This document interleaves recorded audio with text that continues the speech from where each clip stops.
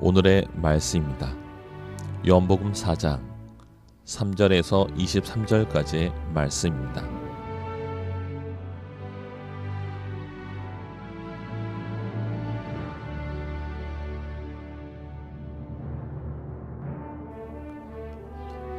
유대를 떠나 다시 갈릴리로 가셨습니다. 갈릴리로 가려면 사마리아 지방을 거쳐 가야만 했습니다. 예수님께서는 사마리아에 있는 수가라는 마을로 들어가셨습니다. 이 마을은 야곱이 자기 아들 요셉에게 주었던 밭에서 그리 멀지 않은 곳에 있었습니다. 그곳에 야곱의 우물이 있었습니다. 예수님께서는 오랜 여행으로 피곤하여 그 우물가에 앉으셨습니다. 그때가 대략 정오쯤이었습니다. 사마리아 여자 한 사람이 물을 기르러 나왔습니다. 예수님께서는 그 여자에게 내게 마실 물 좀 주시오 라고 말씀하셨습니다. 이 일이 일어날 즈음 예수님의 제자들은 먹을 것을 사러 마을로 내려가고 그 자리에 없었습니다. 사마리아 여자는 예수님께 당신은 유대 남자고 나는 사마리아 여자인데 어떻게 나에게 마실 것을 달라고 할 수 있습니까? 라고 말했습니다. 당시 유대인들은 사마리아 사람들과 상종을 하지 않았습니다. 예수님께서는 그 여자에게 이렇게 대답하셨습니다.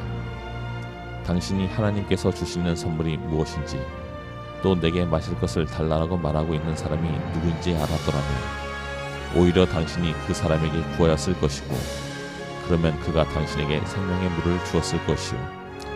그 여자가 말했습니다. 선생님, 당신에게는 물 기를 도구도 없고 이 우물은 매우 깊은데 어디서 그 생명의 물을 구한단 말입니까? 당신이 우리 조상 야곱보다 더 큰 분이란 말씀이십니까? 야곱은 우리에게 이 우물을 주신 분입니다.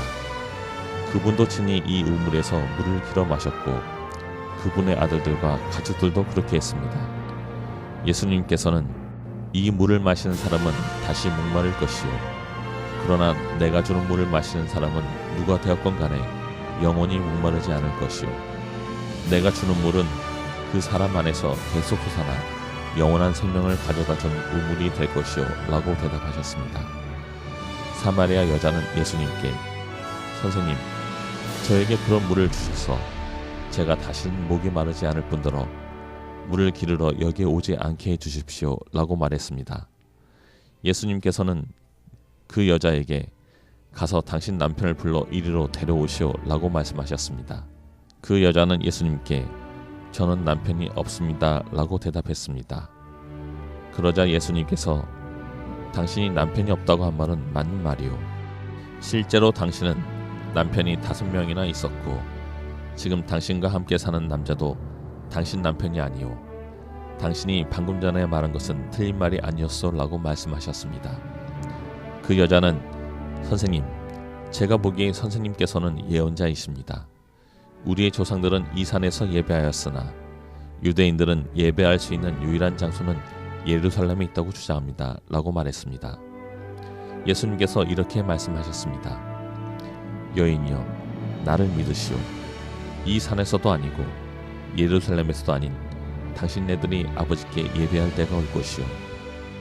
사마리아 사람인 당신네들은 알지 못하는 것을 예배하나 우리 유대인들은 우리가 알고 있는 것을 예배하오.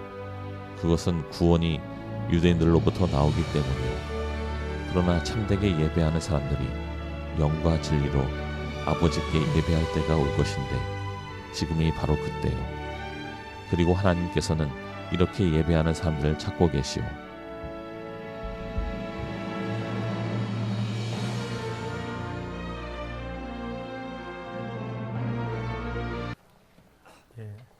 할렐루야 성가대 매주 보면 요사이 좀 어려운 곡들을 하시는 거, 저는 음악을 잘 알지 못하지만 어려운 곡들을 하시는 것 같은데 악기로 이야기하면 소리가 좀 아름답게 잘 튜닝되어 가시는, 제 얘기가 별로 기쁘지 않으신가 봐요. 오늘 아름다운 찬양으로 함께 섬겨주셔서 진심으로 감사드립니다. 오늘 이 자리에 함께 하신 모든 분들 주님의 이름으로 환영하고 축복합니다. 지난주와 이번 주간은 내가 내 삶 가운데 소중하게 여기는 분들 초청하여 함께 예배를 드리고 있습니다. 그러니까 오늘 다시 말해서 낙원교회에 초청을 받아서 방문해 주신 분들은요, 적어도 나를 초청한 사람에게 그만큼 의미 있고 중요한 사람이라고 하는 증거일 거예요. 교회 오랜만에 나오신 분들도 계시고요. 처음 나오신 분들도 계실 것입니다. 그리고 2층에 보니까 1년 만에 교회에 다시 찾아주신 분도 계신 것 같아요. 사실 이른 시간에 어떤 분들에게는 휴일 아침에 준비를 해서 채비를 해서 이렇게 낯선 예배당에 나온다는 것이 얼마나 어려운 일인지 충분히 공감이 됩니다. 기꺼이 방문해 주셔서 진심으로 감사드립니다. 반대로 오늘 어떠한 젊은 부부는 믿지 않는 아버지와 함께 예배하기 위하여 지방으로 내려가면서 저에게 간곡하게 기도를 부탁하기도 했습니다. 우리가 어느 자리에서 하나님을 예배하건 간에 저와 여러분을 향한 하나님의 선하신 뜻이 아름답게 이루어지기를 주님의 이름으로 축복합니다. 오늘 교회에 방문하신 분들을 위하여 작은 선물을 준비했습니다. 인사치레로 드리는 말씀이 아니라 정말 작은 선물입니다. 1층에서 나눠 드리거든요. 그러니까 편안하게 들으셔서 꼭 받아가시고요. 정말 작은 것이지만 기도하는 마음으로 저희의 신앙 고백을 담아 놓았습니다. 궁금하시죠?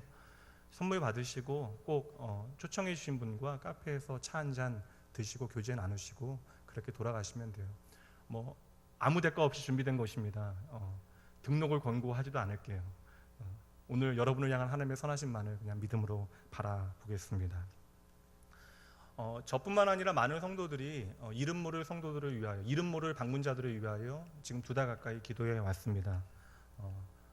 단지 우리는 이 시간 1시간 모여 함께 예배하지만 이 1시간이 아니라 우리의 전 삶이 하나님 앞에 의미 있고 행복한 만남 되어지길 계속해서 기도하도록 할게요. 오늘 함께 나눌 말씀의 제목은요, 처음 만나는 예수님이라고 하는 제목이고요. 이 말씀을 가지고 저와 여러분을 향하신 하나님의 마음이 무엇인지 잠시 함께 살펴보도록 합니다. 저에게는 이제 중학교를 졸업하게 되어지는 딸아이가 하나 있습니다. 그리고 아이가 나이가 들어가면서 그 아이와 함께 보낼 수 있는 시간이 얼마나 귀하고 기쁜가를 깨닫게 되어져요. 좀 5, 6년 된 일이긴 한데 미국에서 제가 목회를 할 때에 지역 연합 청년 모임이 있었습니다.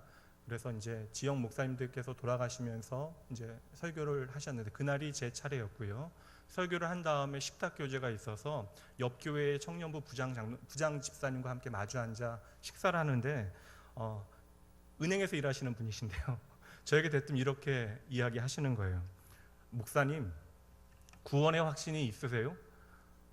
이게 뭐 근데 더할 수 없이 사람 좋은 얼굴로 저에게 구원의 확신에 대하여 질문하시니까 의아하기는 했지만 물론요라고 이야기 드렸어요. 근데 사실 일반적으로 목사가 구원의 확신에 대하여 성도님들께 질문 듣는 일은 정말 드문 일입니다. 근데 여기서 이제 말씀을 그치시는 것이 아니라 그 다음에 이어서 저에게 질문하시는 거예요. 말씀하시는 거예요. 구원의 확신이 있냐고 질문하셔서 구원의 확신이 있습니다라고 대답했더니 그분이 하시는 말씀이 제가 보기에는 목사님 안에 생명이 없는 것처럼 보여서요 라고 이야기하시는 거예요.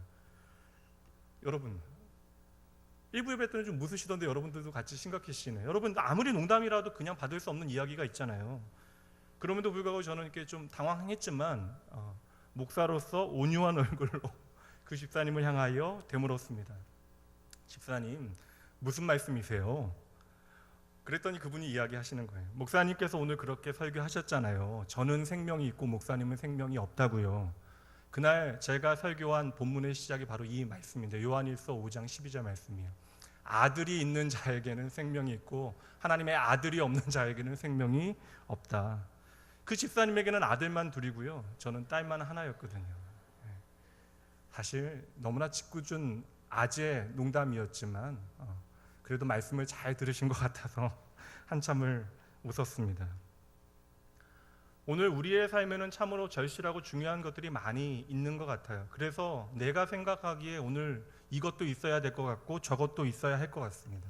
그래서 이것이 부족해서 내가 오늘 행복하지 못한 것 같고 저것이 없어서 오늘 내가 참으로 어려운 것 같이 여겨지는 것이죠. 그러나 여러분, 오늘 내가 그렇게 간절히 소원하는 것들의 목록들을 살펴보면 모양이 다 다를지라도 결국은 그 모든 것들이 오직 하나 나의 행복을 위하여 존재하는 것입니다. 다시 더 정확하게 얘기하면 우리가 오늘 바라보는 모든 것들은 나의 내일, 나의 생명을 위하여 존재하는 것이죠. 그래서 여러분, 예수를 믿는 사람이나 믿지 않는 사람이나 이 생명이라고 하는 것은 모든 이 땅에 존재하는 사람들에게 중요한 것입니다.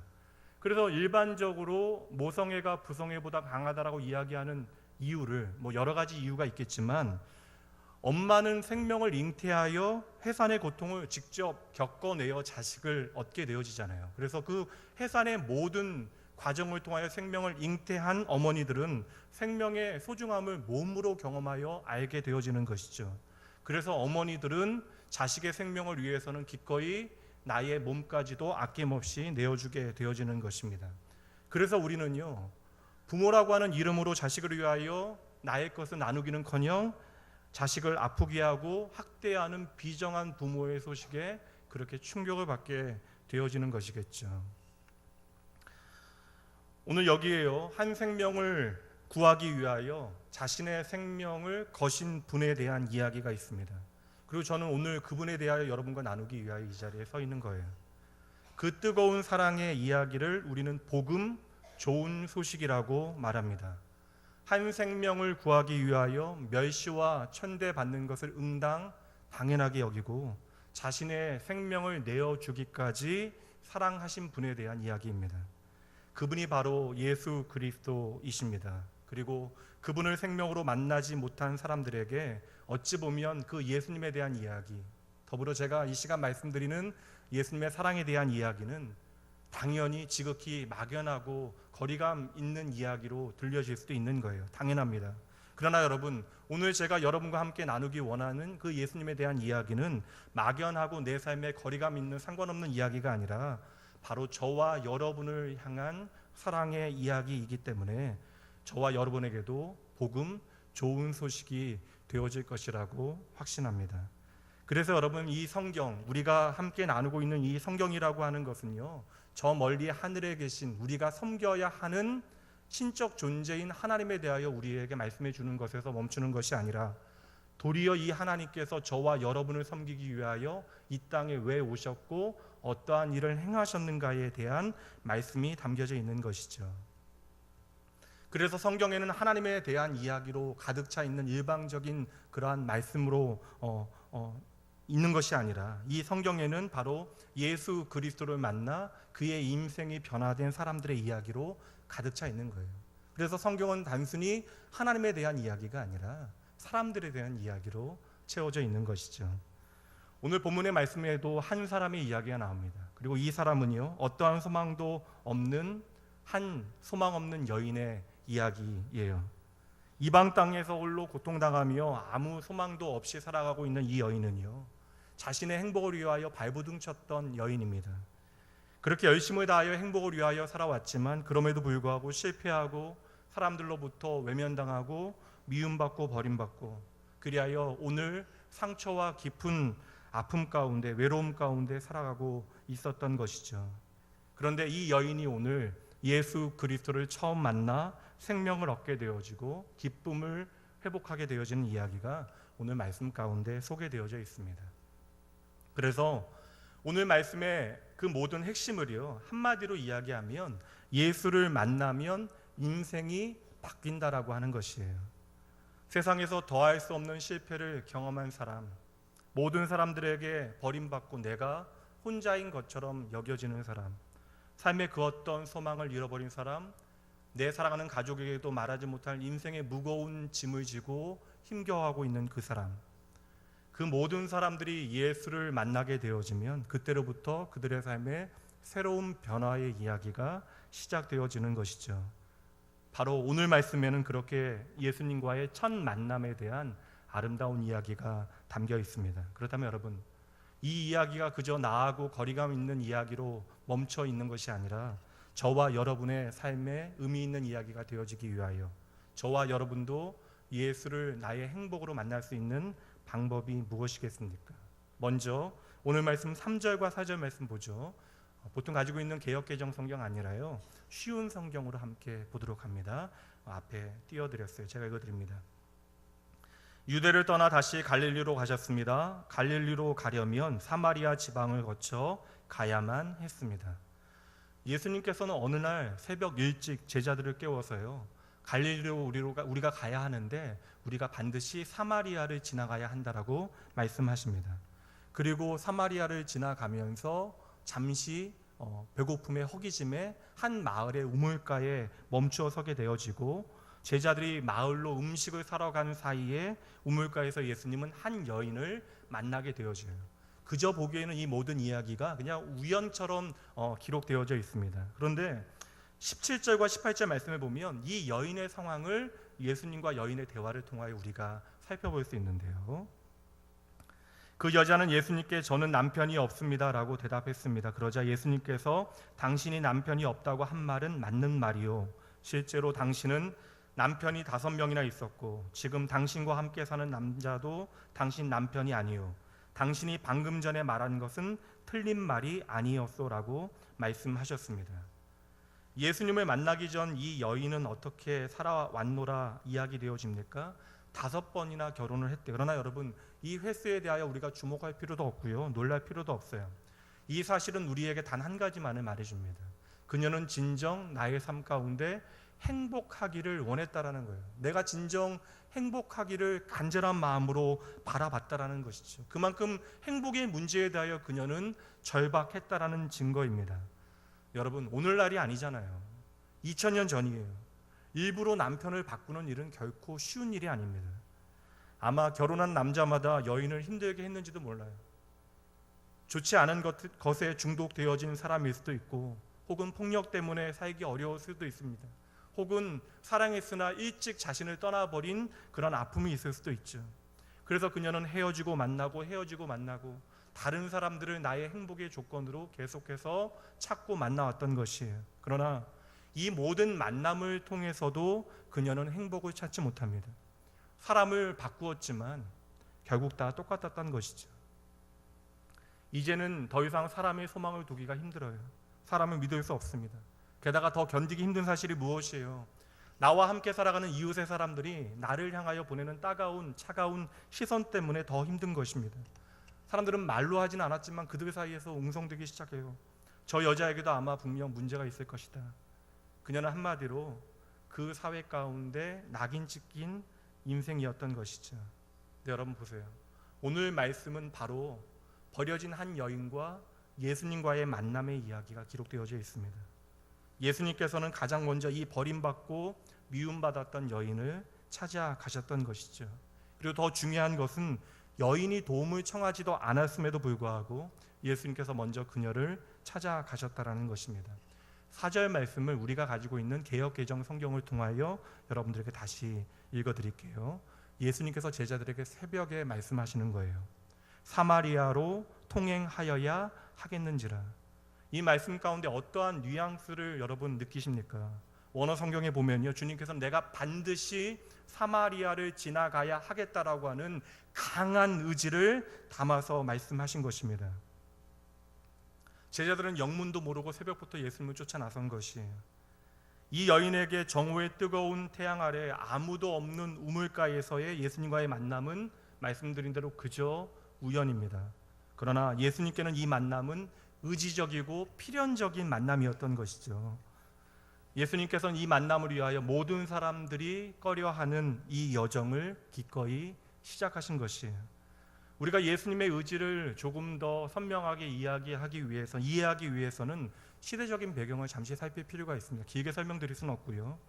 아시리아 제국을 통하여 대제국을 통하여 북이스라엘이 멸망하게 되어지고 그때에 사마리아에 사는 사람들이 이방 민족들과 결혼을 하게 되어집니다.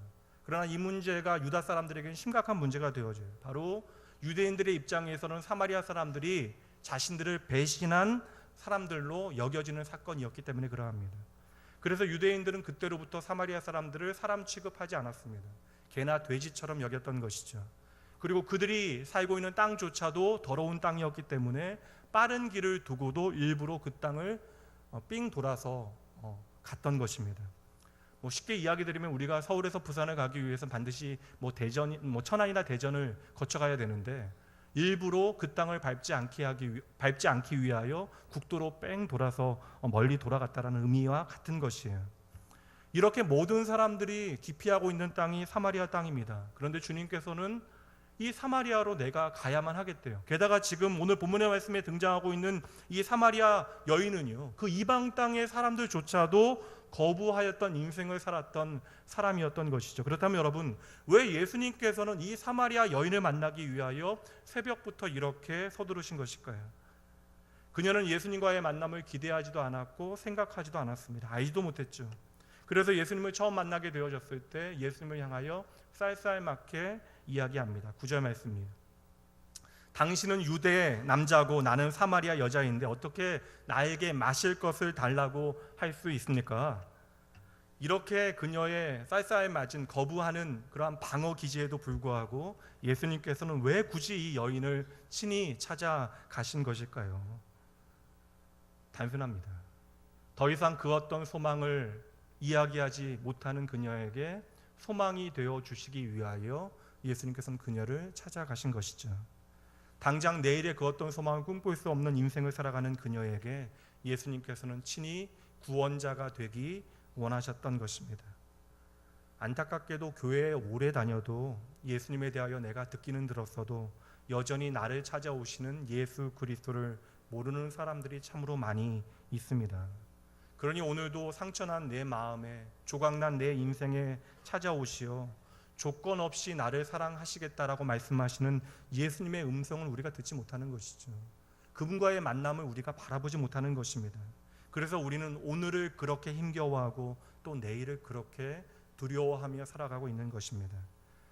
그러니 저는 이 시간 가장 먼저 인생의 실존하는 죽음이라고 하는 문제 앞에서, 고통이라고 하는 문제 앞에서 영원한 생명을 바라보지 못하고 그저 오늘의 나의 처지와 환경에 매여 내일의 그 어떤 소망도 말하지 못하는 분들을 향하여 그 모든 이유는 당신이 아직 예수님을 만나지 못했기 때문입니다 라고 말씀드리겠습니다.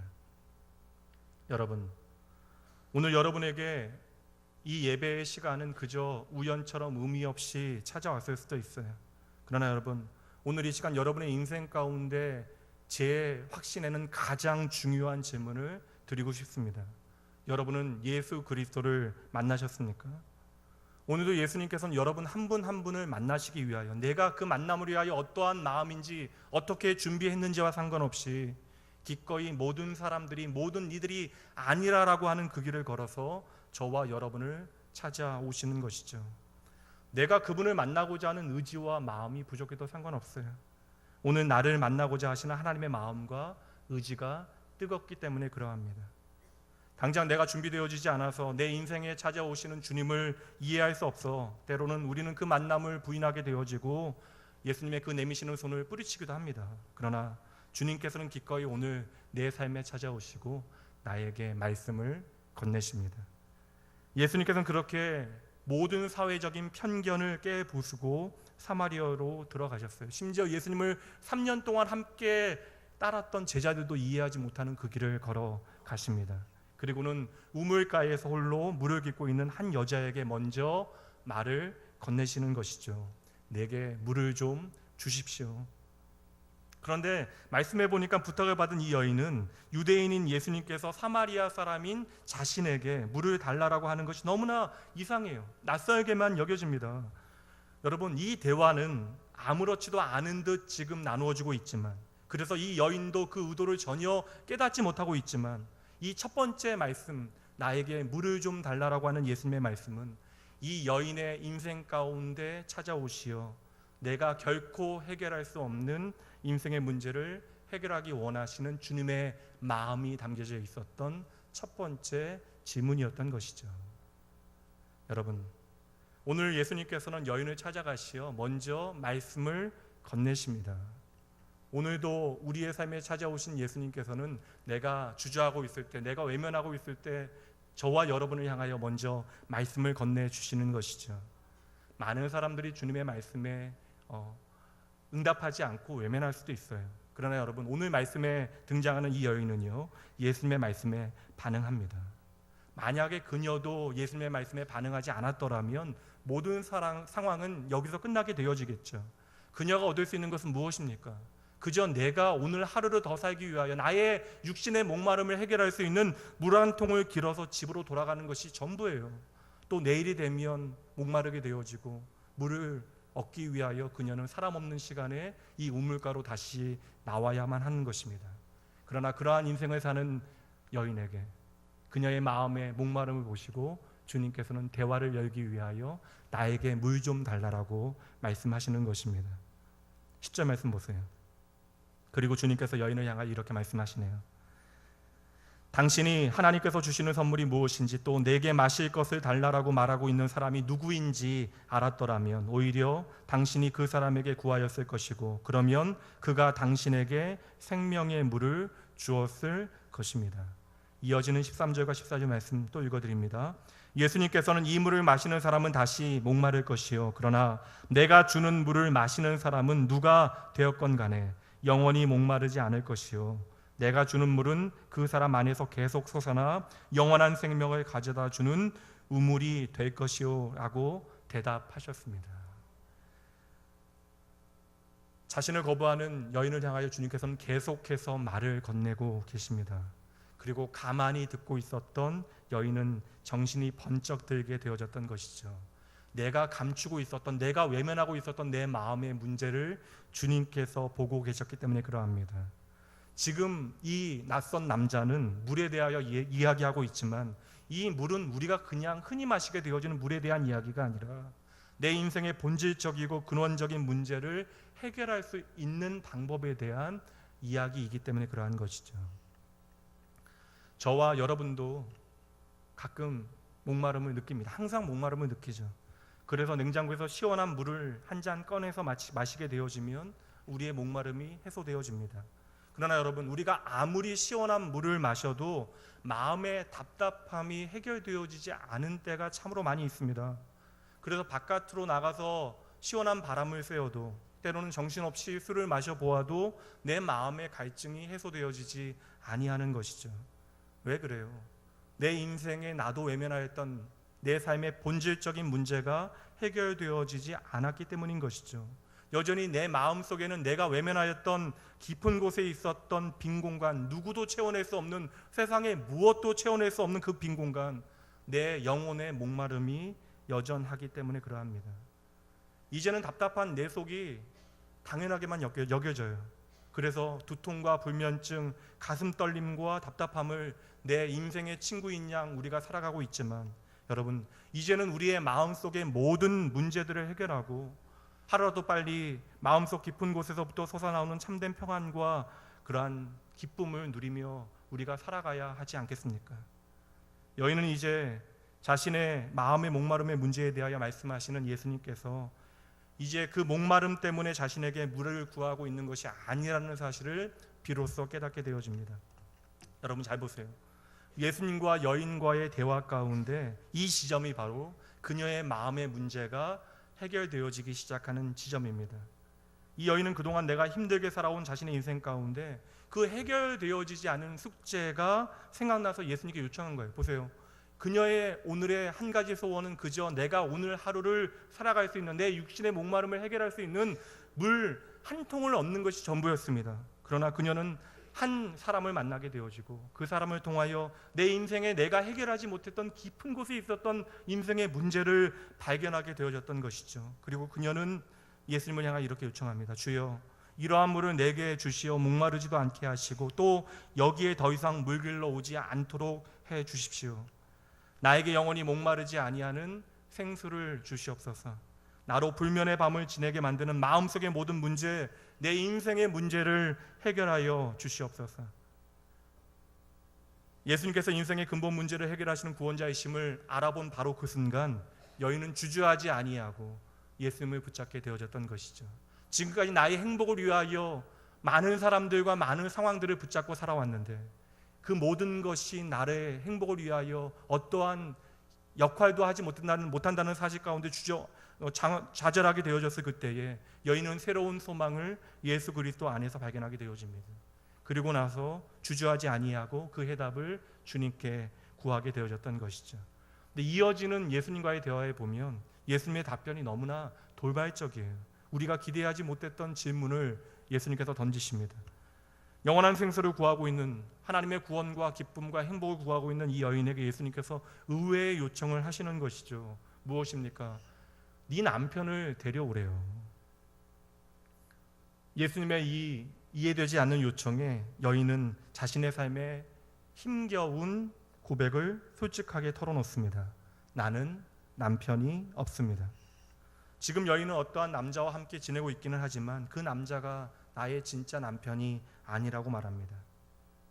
그녀의 솔직한 대답을 들으시고 예수님께서 이렇게 말씀하세요. 17절과 18절 말씀해 보면 당신이 남편이 없다라고 한 말은 맞는 말입니다. 실제로 당신은 남편이 5명이나 있었고 지금 당신과 함께 사는 남자도 당신 남편이 아니군요. 어떠한 사람은 예수님과의 첫 만남을 가진 이 여인의 모든 상황에 대하여 예수님께서 하시는 말 자체를 신기하게 여길 수 있지만 여러분 아무것도 아닙니다. 하나님이신 예수님께서 이러한 이야기를 하시는 것은 신기한 것도 아니고 특별한 일도 아니죠. 이 말씀의 중요한 핵심은 무엇입니까? 예수님께서 끝없이 그녀와 대화를 나누신다는 거잖아요.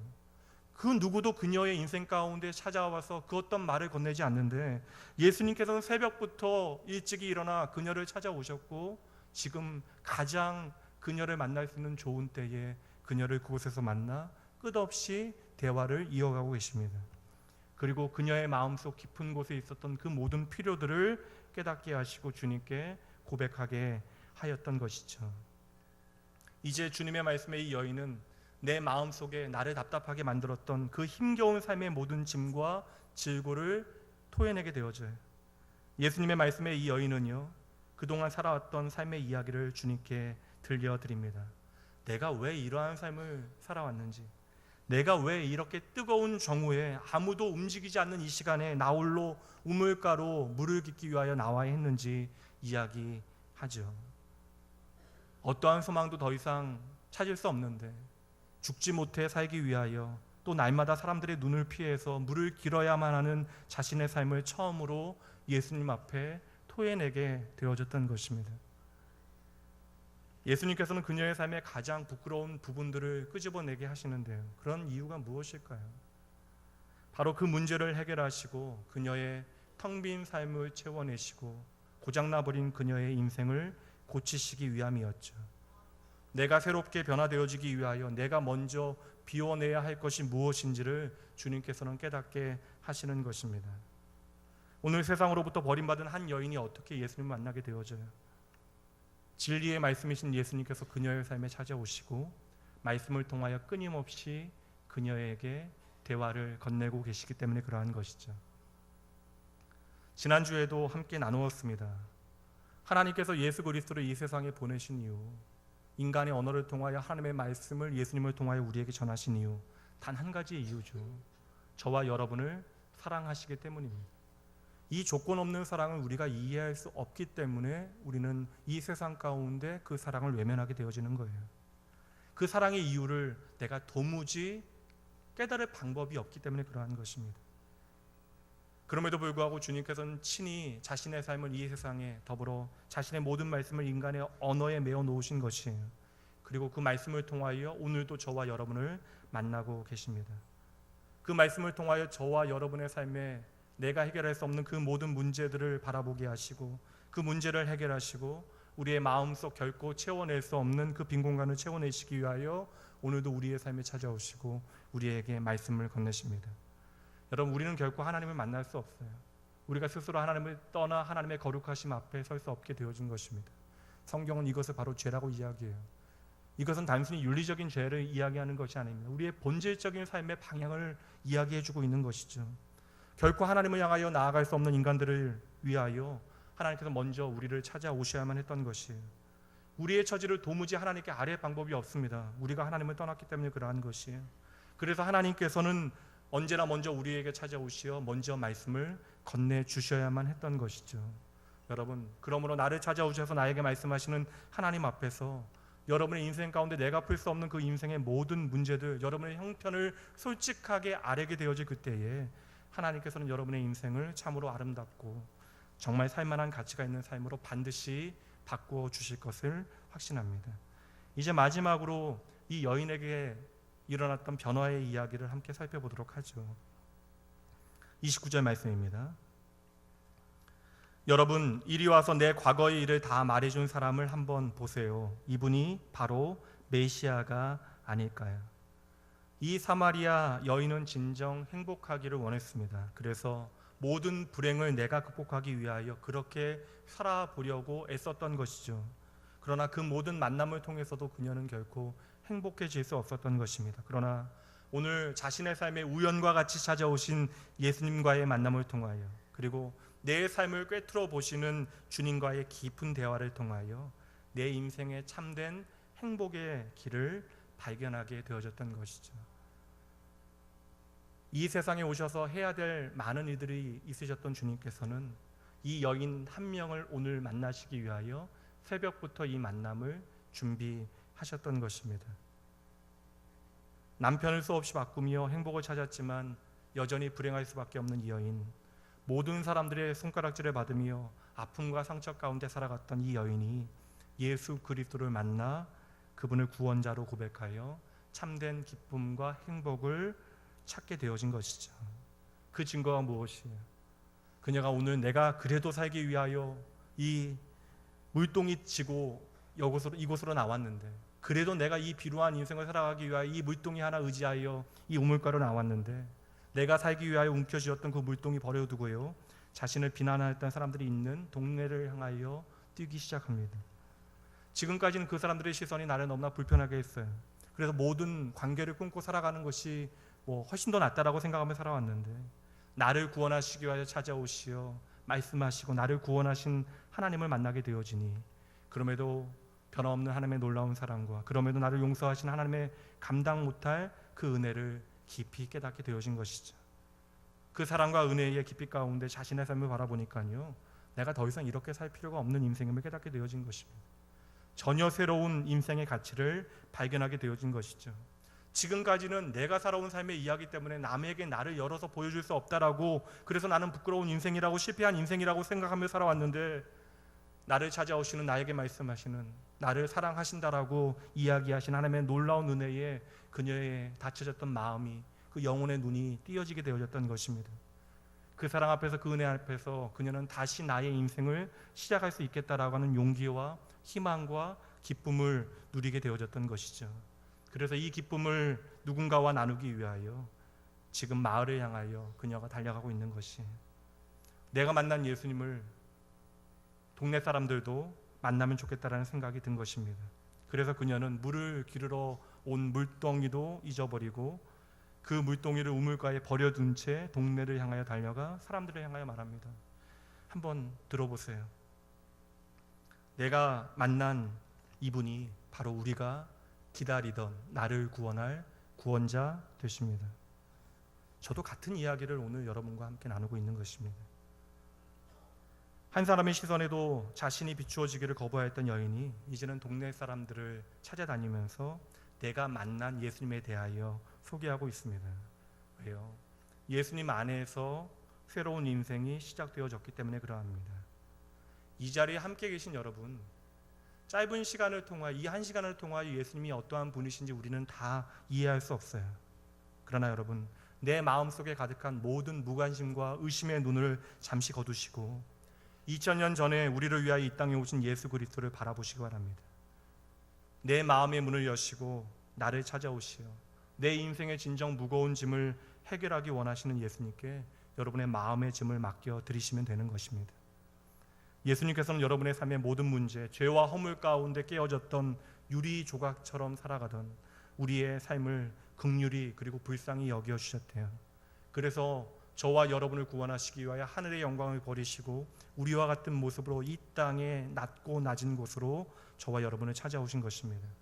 그러니 오늘 성경은 사마리아 우물가에서 한 버려진 인생을 만나신 이야기를 그저 스토리로만 우리에게 전해주고 있는 것이 아니라, 오늘도 저와 여러분을 결코 포기할 수 없어서 저와 여러분을 찾아오시는 하나님, 더불어 우리의 삶 가운데 나조차도 인정하지 못한 우리의 인생의 문제를 깨닫게 하시기 위하여, 해결하시기 위하여 말씀을 건네시는 예수님을 소개하고 있는 것이죠.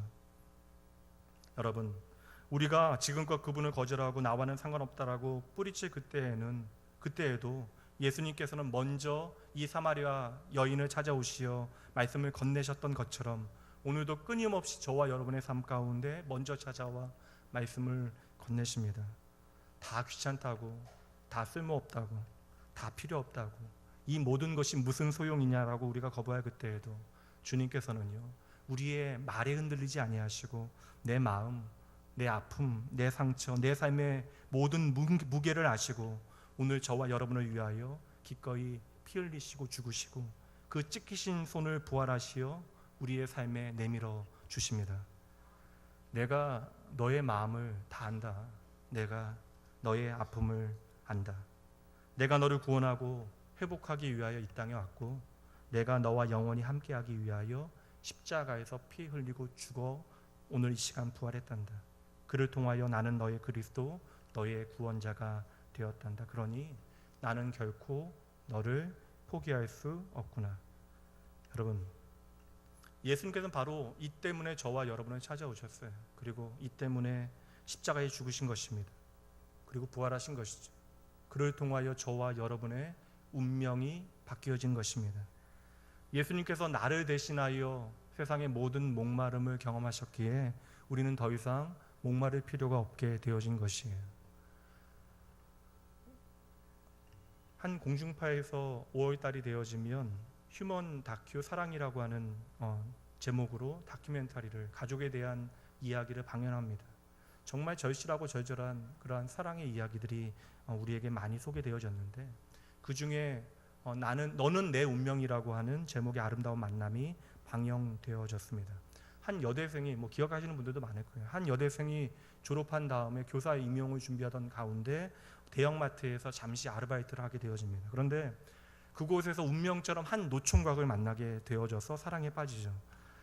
주위에 많은 사람들이 그 사랑을 반대했지만 그 노총각의 말대로 그 총각은 염치불구하고 그녀의 사랑을 받아들이게 되어져요. 그렇게 그 둘이 사랑한 지 2년 만에 그들 가운데 감당 못할 장벽이 그들의 앞을 가로막게 되어집니다.